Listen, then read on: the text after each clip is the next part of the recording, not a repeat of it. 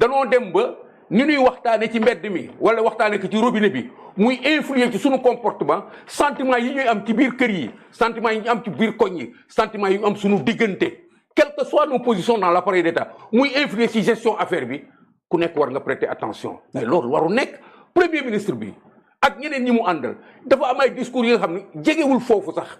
même les discours du premier ministre vis-à-vis de l'opposition mais dafa extraordinaire dafa méngoowul ak responsabilité mais ñun suñu ñemewul wax loolu taxaw foofu Sénégal gi du baax mukk Sénégal gi dafa dugg ci goutte gi nga xam ni il faut que ñu bañal suñu bopp li nga xam ni moom moo fi yomb nekk lu ñëw rek ñu ni d'accord diw am na droit def ko parce que moom mooy diw parce que moom mooy diw parce que moom mooy diw ce n'est pas possible c'est clair qu'aujourd'hui l'État du Sénégal ne peut même pas calquer sur le comportement d'individus yi nga xam ne seen ay sentiments la ñuy doxee pour juger de la candidature de quelqu'un au poste des Nations Unies buy Macky Sall wala buy keneen noonu lay demee nous sommes en république ci am réew la ñu nekk dafa am ay réalités fortes yi nga xam ni kenn mënu ko transgresser ba noppi taxaw fële nous avons parlé de tout cela nous avons parlé de cette histoire d'avion là et consort tu as remarqué dama ko effleurer rek bugguma dugg sax yeneen détails parce que je veux rester à une certaine hauteur par rapport aux questions ni ko waa mbedd mi di traiter et bien que je respecte waa mbedd mi je ne voudrais pas puisque nous sommes au niveau d'un média je ne voudrais pas polluer ku verte ka feneen donc les questions sur lesquelles tu m'invites dama koy traiter avec beaucoup de rigueur. Pourquoi? Parce que je suis venu ici parce que dama ko doon traiter avant ma ñëw fii. Les points de vue avec lesquels je débarque ici ne sont pas des points de vue que je vous réserve. Merci beaucoup. C'est-à-dire ñun loolu taxit ñu invité la parce que nous donnons beaucoup d'importance à la qualité du débat. Voilà. On ne fait pas vraiment de comme mais maintenant pour terminer mon commissaire comme je vous appelle affectueusement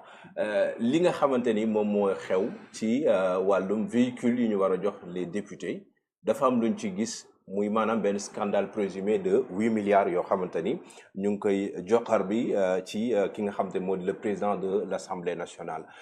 tey lan moo waroon nekk la démarche du président de l'Assemblée nationale par rapport ak cette question là bi nga xamante ni mu ngi commencé di attiser aujourd'hui le débat public sur l'acquisition des véhicules l'octroi donc des véhicules aux députés. xam nga politique la ñu wax mënuloo tu peux pas faire du n'importe quoi soo demee ba à ce niveau de responsabilité pas responsabilité responsabilité wax ci politique responsabilité dox ni damay doxal pour sama réew ñii dafa am lu ñu jaay sénégalais yi bokk na ci li ñu jaay sénégalais yi que ni dañuy sakkanal dañuy yaxanal la gestion sobre et vertueuse la gestion propre alalu askan wi dañ koy yakkanal bay wax ci question particulière yi député yi nangam sangam oto les points de vue sont nombreux ici ñu wax ci loolu rek dafa waroon interdire sujet bi wàcc ci penc mi avec ñii fi nekk aujourd'hui au pouvoir waruñu woon seen ay leader ak seen waxu démb ak li nga xam ni moom la ñu charto ak askan wi mayu leen ñuy wax ci problème mu oto premier ministre wax na ci oto yi bi mu nekkul ki nekk président assemblée nationale wax na ci oto assemblée bi mu nekkul tey ñu indil ñu débat bi ba mu tollu fii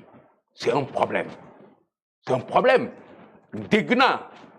El Malick wax ba naan man tant que xaalis bi mu ngi fi dinaa ko def c'est un problème déjà que yow nga nekk en contradiction avec toi-même parce que ku tëju sa biir néeg rek yow ak sa bopp lu la neex nga def mais sa jabar bu dugg see rek amatoo boobu liberté sa doom ak sa jabar bu nga fekkee amatoo boobu liberté sa yaay bu leen fi fekkee astamaak nag réewu lëmb on n'a pas mis ces gens-là au pouvoir pour que nit ñi yore ay pouvoir absolu lu leen neex ñu wax lu leen neex ñu def dafa am ay limites d'abord sur le plan du droit li ñu fi def dafa encadré par des règles de droit mais sur le plan de la morale dafa li ñuy def yëpp dafa am lu ñu ci war a seet parce que mbooloo la nous sommes un pays un peuple suñu ñëwee ba indil lu mel nii di dugg nag ba ñu naan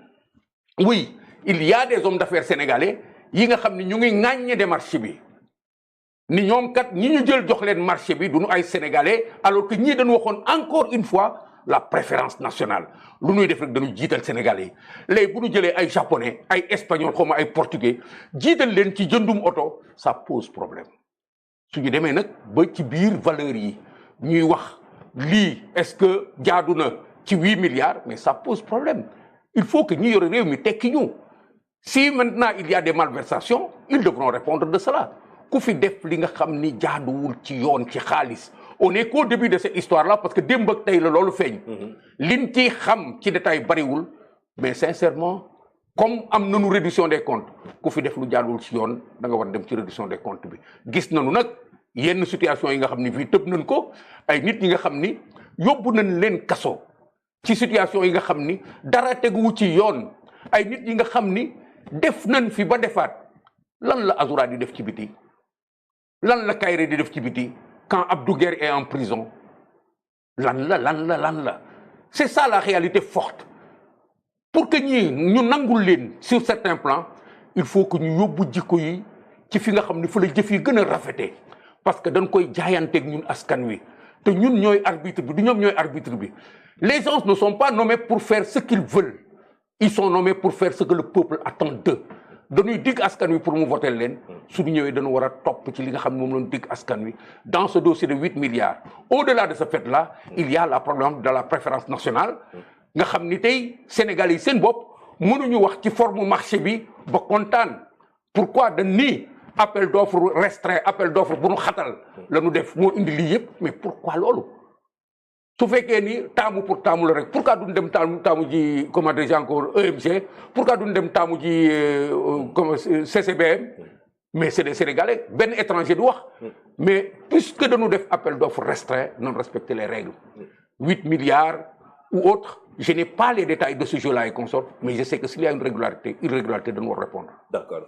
commissaire Keita ñu ngi lay jaajëfal li ñu cëreeloon si waxtu jeex na tombeek ponk yi ñu bëggoon waxtaanee yow tamit mat na ñu lay jaajëfal doon am mbégte dalal la ci MS Reçoit ci BP Actu. non des na parce que nous devions parler d'autres choses encore nous devions parler d'autres choses encore de cette réclamation de Thierno Alassane Sall, oui. De ces questions orales,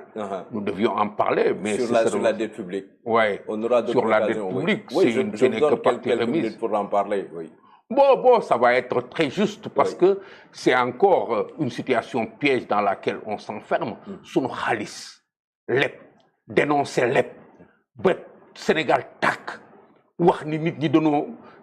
jaxase sunu fi Sénégal tàkk nga woote budget amul wax ngay jël ay 5 milliards di amul débat nga jël ay 5 milliards di sànni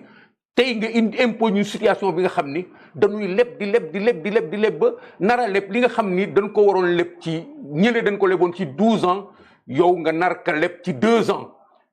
mais su Thierno Alassane Sall jógee poser ay questions par rapport ak lépp yu bari yi nga xam ni déjà mu ngi yóbbu ci 1600 et quelques milliards ci temps bu gàtt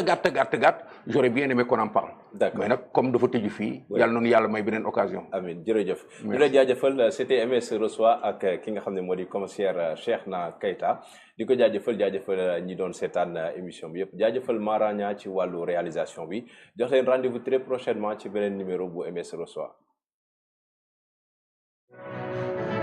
loo xam ne ay mesures correctives la yu jëm ci finance publique. Mesdames et messieurs, bonsoir.